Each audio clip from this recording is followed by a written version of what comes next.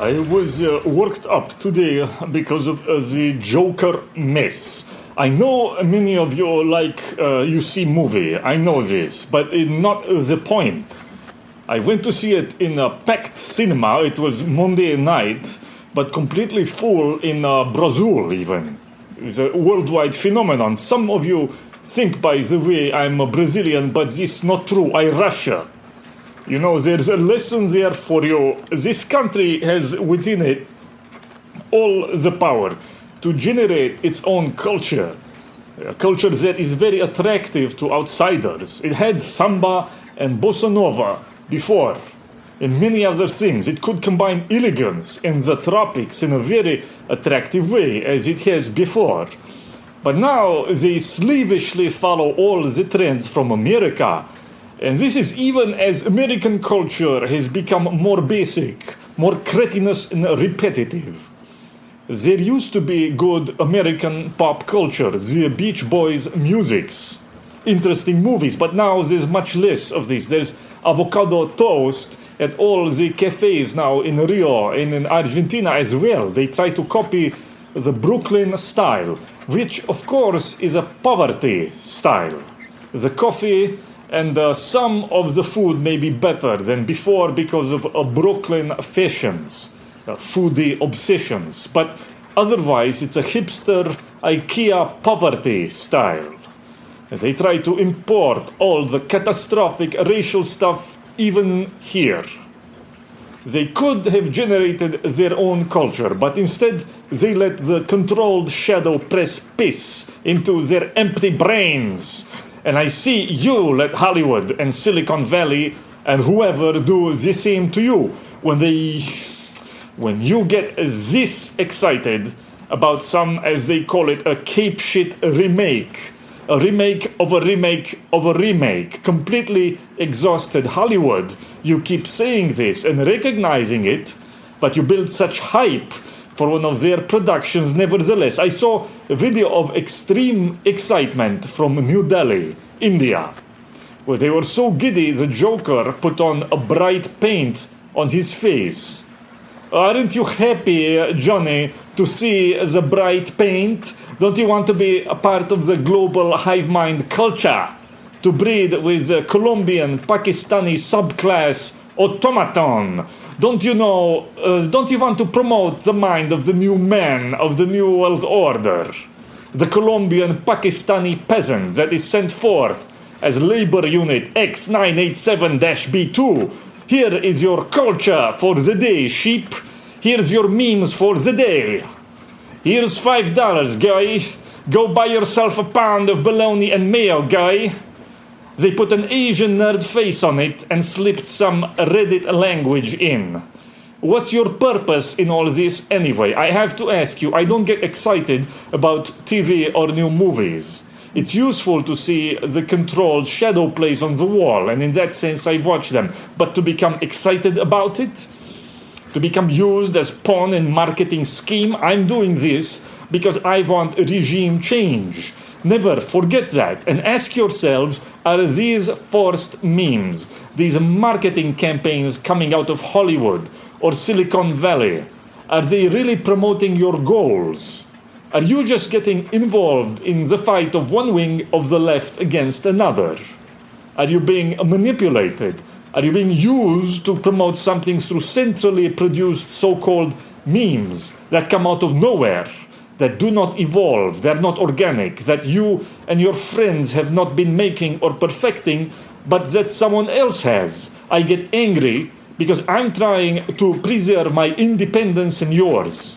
We are it. Do you understand? Do you understand that outside this small corner of the internet, there is no free speech and free thought left basically anywhere? Is why everyone comes to listen and to look at what we're saying.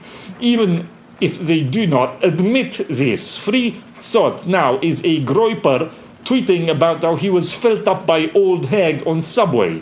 That's it. Everything else is Capricorn 1. It's all tightly controlled, all in the service of some faction or interest. Nothing reaches the public that isn't filtered through some interest. Read Belle Amie by Maupassant, story about how media works in mass democracy. This is why these people are hounding me, and a few others who aren't owned.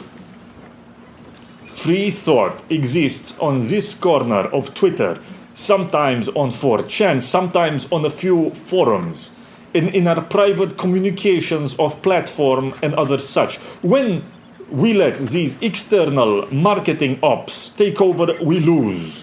I will talk on this show, however, not this. Let me just say, I don't like online drama, so I leave this behind. You want to watch movie is good. You want to become pawn of marketing scheme, not good, but you do what you want. On this show, however, I will talk to you movies. I will talk to you movies I like. And I will talk also at the end so-called Opsec, that you can protect yourself online. I want to talk to you about black pill movies, dark movies. Go to break, please.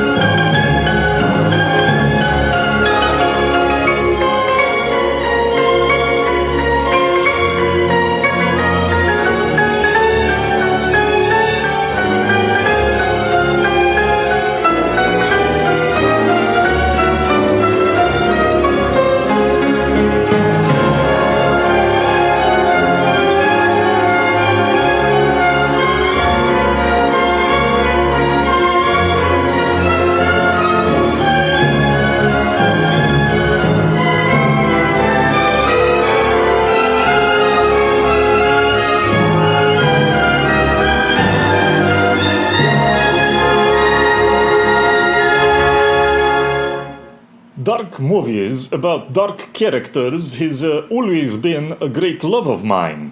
I am connoisseur of movies like Joker, or of what Joker tries to be. I love this book, Notes from Underground by Dostoyevsky, and other his less-known work, The Double. Many of you who listen carefully to my show know how much I love these books. I frequently reference them. Hidden. He spent 2 years thinking how to get back at officer who wouldn't give way in street. The question, of course, is if you're copying this out of fun like I am, or if you actually are like this without realizing it, which is how most of the journalists and social activists you see are. They are the real incels, or rather femcels. Let me ask you, if you're a 40-year-old hag with dry pussy, and you pine to get a 20-something bodybuilder to plug your dry hole, but he won't do it, and you get mad, are you a femcel? Is that called femcel? The femcel problem is much more serious when it comes to effects on the culture at large. What about women of color who don't get the white men they think they deserve? How many times do you see this on Twitter, and you have middle-aged Jewish or woman of color who does not get the Aryan water polo cock she thinks is her due.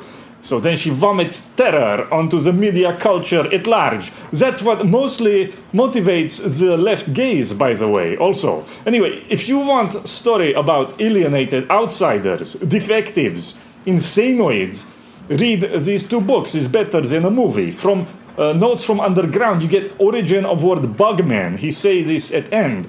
The modern world didn't even let him become a bug, an insect. They are stories of extreme ugliness. But when you present that, you also have to be funny. You can't just be grim and self-important. And although these men in the Dostoyevsky stories may self-pity, they don't do it in that self-conscious social worker sense that you see in the Joker movie.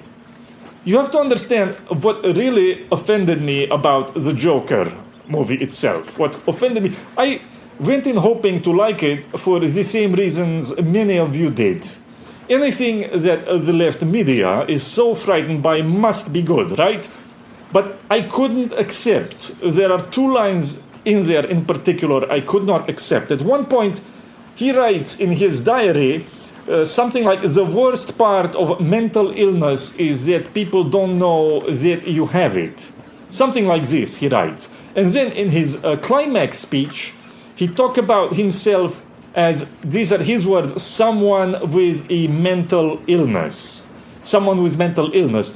He's a cripple who wants recognition. He wants victim recognition for his cripple identity group. This is not a supervillain or anyone interesting.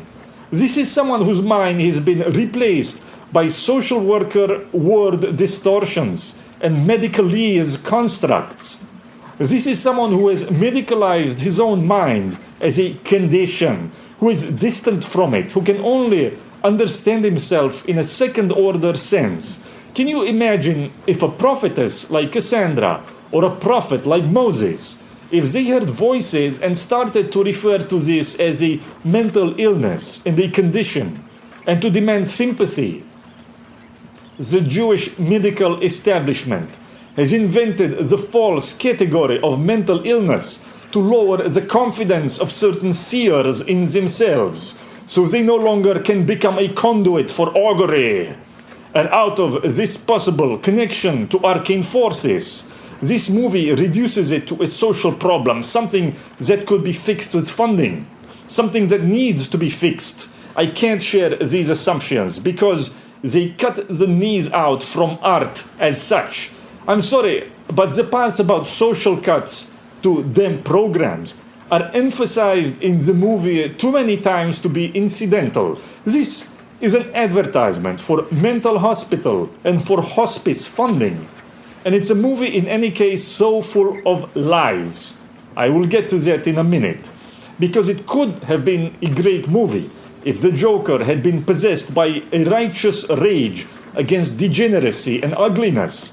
But instead he promotes only their rhetorical goals, not yours. I will get to this in a moment, but compare this Joker creature to even the protagonists of recent similar movies that make the point about alienation and madness, but do so much better. I mentioned Nightcrawler is excellent black pill movie. It's the Paul Town movie. The lunatic in that movie is completely amoral, like the Joker pretends to be, but is not. But in Nightcrawler, you see a complete psychotic who never second guesses himself, whose peculiarity isn't treated as some aberration that a Jewish physician will fix by giving you a white pill. It's treated instead as a great force, as the spiritual buttress of the main character, who is inseparable from it. The climax of Nightcrawler is when he talks to the middle-aged woman into sex hours in the restaurant and she just can't say no. Let me ask you, is that incel or what? It's a scene far more powerful and funny than anything in The Joker. That's what draws you in. It makes you share in his madness and it makes you cheer for it. And if you think I mentioned Nightcrawler just because I praise the movie because it's about psycho who wins rather than one who loses, but let me ask you, does the Joker really lose? It sounds like they want it both ways in the movie. He's a loser, but he's a winner. But even before I knew this Joker was going to come out, do you remember I posted a clip from Roman Polanski movie The Tenant, in which I also mentioned in episode 5 of Caribbean Rhythms. Well, the main character in that movie, he just gets crushed, okay? He gets crushed. He's persecuted in the apartment building. He's crushed by French society, by his neighbors. He's bullied. He starts to dress as a woman. He's mummified and sissified. And you see what you think is the mental unraveling of a man. But because it's presented by an artist like Polanski and not by a social worker, you can't really be sure. Because you're seeing it from the inside and it draws you in. It makes you share in it. So you never really know how much is insanity and how much actually there is something occult going on in that apartment building in The Tenant. Polanski presents similar schizophrenic profile in the other apartment movie, Repulsion. And the difference is that these aren't characters who are aware of the so-called condition from a medicalized or social policy point of view. So you get here entry into another world. You don't get basically agitprop social realism, which is what the Joker is. And if it's not so women you want, David Lynch is full of those. At least, again, if you take the normie interpretation of Inland Empire, David Lynch's Inland Empire, it's about a schizophrenic woman's mental unraveling and her unwillingness to face her past and what she did. And the bizarre and convoluted stories she makes up to reinterpret her past. That is what Inland Empire is about. But again, it's presented from Lynch's personal experience. And you can tell he loves this woman in trouble. He gets into her mind. And I think, how can I put this? I think if you're not careful, if you're on the edge, it can actually make you snap this movie. Inland Empire. After I saw this movie, I made prank calls all night long. By the way, that's the name of another movie about true despair. You want despair? See Japanese movie All Night Long, Oru Naito Rongo. But I spent all night long making phone call to Department of Justice, National Security Division. My voice is impetuous. I had phone sex with Peter Sztrok. I will eat your children, praise be to Allah. Wait, where was, go to break, immediate.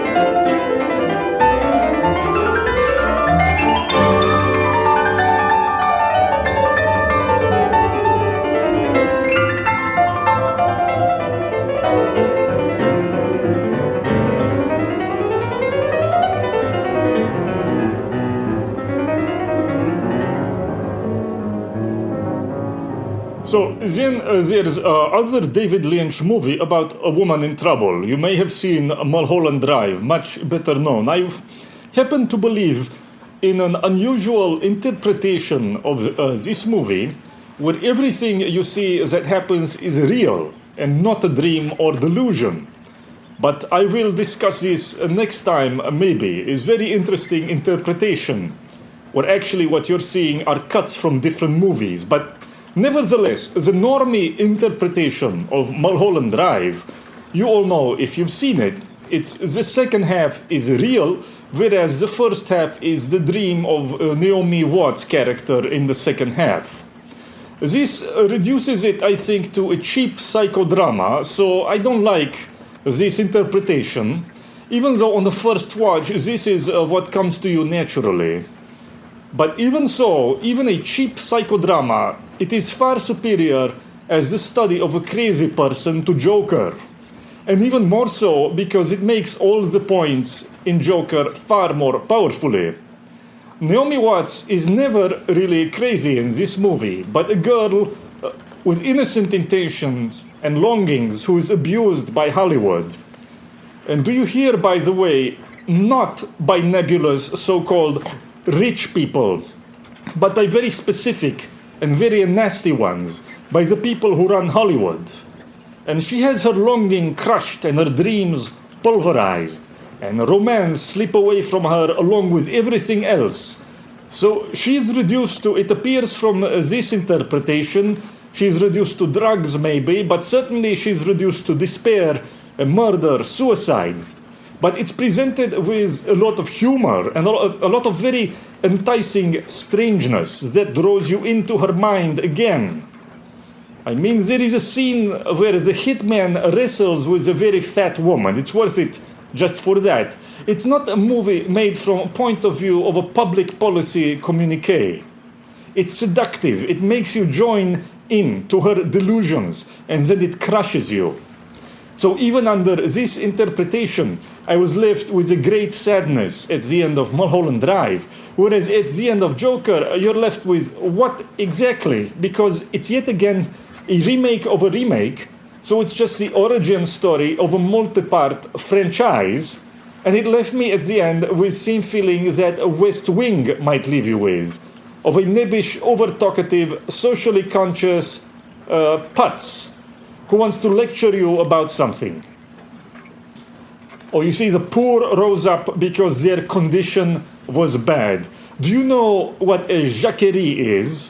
You need to look it up. It's a peasant revolt, and it always gets crushed. It's inconsequential. That's not how revolutions take place. So I'm trying to tell you that all these themes that you might be attracted to in Joker have already been done so much better in other movies, and many books you could go for instead that deal with madness or with dark characters of this kind. And I found the Joker to be inadequate retread over retread. Those two lines I told you about are unforgivable to me. No great madman ever refers to himself as someone with a mental illness who was mistreated by society, of all things. True madmen are not even aware of such. For books, there are almost too many to count, and I've recommended a couple to you already. But if you want dark and twisted characters, read Mishima, story Sailor Who Fell from Grace with the Sea. Or you read Per Lagerkvist, book The Dwarf, which is what the Joker movie should have been. There is a Robert De Niro movie called King of Comedy. The Joker is almost a frame-by-frame remake of this, which was a very bad film to begin with. But I guess the writers thought they were being very art-conscious and writerly in making such allusions. Oh, how branch!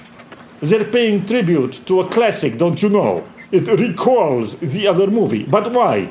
For what purpose? Please, just watch Mulholland Drive instead, and see the same thing but 100 times better, and then make your own memes about that, and promote your own excitement with it.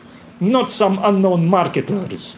You know, the poster Peter Cozy, he's amazing cartoonist. He was banned, but now he's back. You should be excited about his productions, not a marketing team that infects us with pre-made memes. But you know, the point of our memeing shouldn't be to promote this or that movie because it makes us feel chosen or is artsy or you like it for some other. The purpose of all our memeing, as I thought I was in this for regime change. I thought it was about ridiculing the ruling class, which brings me to other problem with Joker. It's lying political message that leads you into forgetting enemies and confusing friends.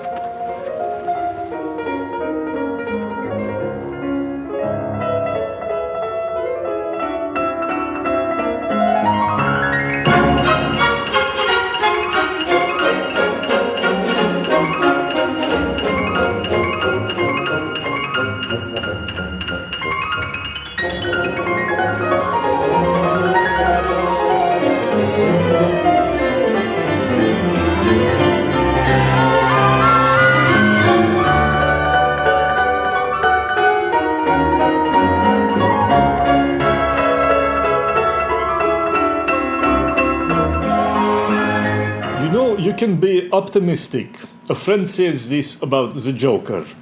In some sense, it is a good movie. It could lead actually to what we'd want, which is a shitlord remaking it. Or making a similar movie, but with certain edits. We want, for example, with a Joker who attacks explicitly clown world degeneracy. The qua degeneracy, instead of just this nebulous category of rich people, which is completely mendacious. Does it need to be said? Waspy Wall Street bros are not attacking people on subways. That's a fantasy out of a Dick Wolf's fevered Ashkey mind. Do you know who Dick Wolf is? He's the guy behind Law and Order. Law and Order is the show documenting the rich wasp crime wave rocking Manhattan. Law and Order, where the main villain in every show is, for example, a WASP Anglo Wall Street banker who communicates with neo-Nazis by night with ham radio and strangles his Guatemalan maid with a condom after raping her. That was literally one of the plot lines of a Law and Order show, and you guys are falling for it because it's represented in the Joker with a little bit more self-conscious film school artistry. This mobilization of anger against a really vague category of the rich is stupid. It's a stupid lie. We all know that in large part, high finance and certain other parts of economy are behind the mass immigration. The large corporations behind the degeneracy in popular culture, the restrictions on free speech by big tech and such. Sometimes behind the wars. So the mainstream conservative, the Paul Ryan type, they have their head up ass when it comes to their respect for big corporation. But even there, you have certain distinctions. Because if you think that all so-called rich people are behind the troubles that afflict the West, you're a step away from being one of the weaponized lumpen proles that your actual enemies want to use as a battering ram. Let me ask you, is Santander the rich? I mean Santander Bank. I'd say they're pretty rich. But what was their role in the crisis of our time? Forgive me if I could be wrong. I am not economist, I am not finance reporter. But from what I understand, Santander was one of the banks that prior to 2007 didn't make the same mistakes others did. And even if I'm wrong about this one bank, there were many smaller entities and also individuals who didn't make mistakes before 2007, but who saw what was coming. Remember, fewer than 2% of economists saw the financial crisis coming. But there were a few guys who did see it coming and who did not participate in the piggery. So when you had the bailouts, guess who was the loser? Of course it was you and me. They threw us out the window instead of themselves. But you know who else was a loser? Santander would have been there to pick up the pieces. And because of the bailouts given on behalf of others who were better connected politically, Santander was denied its due, which would have been to become maybe top dog in the world, maybe to clean up. Santander, and again quite a few other individuals who were rich but who were not politically connected, so they did not become the mega moguls. Maybe you wouldn't have big tech snot-noses as the biggest moguls today, but the people and the few banks who made the right calls before 2007, maybe they would have become the big moguls. My point is, not all rich people, not all rich people, yes? Even the very rich. Not all are politically connected. Not all have any say. Some end up being cash cows. They end up being taxed to death like middle class, just like many of us. And not that I'm asking you to weep for them. But to be directed against the rich as a category is stupid and dangerous because it's really not the issue. Also, by the way, never believe the crap people say about these banks paying back the bailout money. Aside from the fact that it's not true, and I'll deal with it another time. But the truth is probably many individuals face tough times in their lives, and many businesses do, or they go broke, and many could use a similar bailout. And many could probably pay you back eventually. That's not the point. Never accept when they say that. It's a denial of how capitalism works. Capitalism, which they claim to defend. It's not supposed to work like this. That politically connected businesses get a one-time bailout, thereby avoiding bankruptcy. But thereby denying those like Santander or others who made the right calls the rightful chance to ascend to number one or to top tier. This is not capitalist economy. It is, as well known, crony capitalism. But okay, Paul Ryan and his bunch destroyed the name of capitalism for a generation by defending this crap. It's actually fascism, or would be, if, unlike in fascism, where corporations work with government for the sake of the health of the state and the people, the national state and the people, but here instead you have corporations working with factions in the government to plunder states for the benefit of a transnational elite that is accountable to no one, that cares about no particular states. But it's only some transnational elites and only some corporations. So the blanket attack on the rich as a category is ridiculous. And would the world be any different if these companies had been allowed to collapse in 2007 and 2008, and if others like Santander or Peter Schiff, for example, if they had picked up the pieces? I don't know. But the world would be different if you could, for example, still start your own brokerage firm on Wall Street with $1 million or less, like used to be the case. Before the regulations many so-called socialists clamor for were written, and actually were written by the big financial institutions to raise the barrier of entry so high that you could never hope to start your own firm like that today with a few guys, which used to be possible. So again, now you will accuse me of defending the rich or capitalism. But understand there are many among the rich who have no political power and who are not responsible for these disasters. And quite a few people who are on our side. In cryptocurrency in particular, quite a few on our side. And I'm guessing some will fund future ventures during the times of trouble that are coming. And how do you know you won't be weaponized against them by an academic feminist lesbian full of rage? How do you know, in hatred of the rich, that you won't actually be weaponized against the middle class, which is still the largest repository of wealth in the country? You know, that is the holy grail for all these people, the big plump chicken, the savings and earnings and property of the middle class that, put together, far exceeds that of billionaires, except that as a group the middle class are not cohesive politically, so they have no political pool. So they're going to be cut up every which way like a big plump pie. But very often, when the left says the rich, they mean actually in the end not George Soros who funds them, but the middle class. That's who always gets fucked in the war against the so-called rich. Because without a dictator, usually they have no one to stomp for them. So forgive me if I don't sign on to this pseudo-socialist crap and the Joker's a brave crusade against the oppressive rich wasps who took away them programs.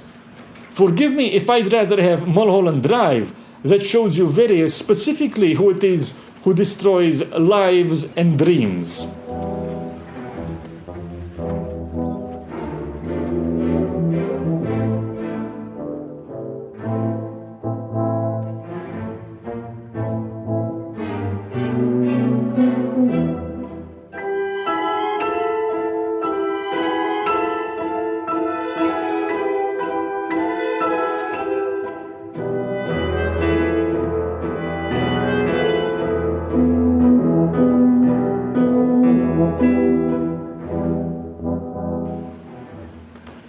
The story told in Joker.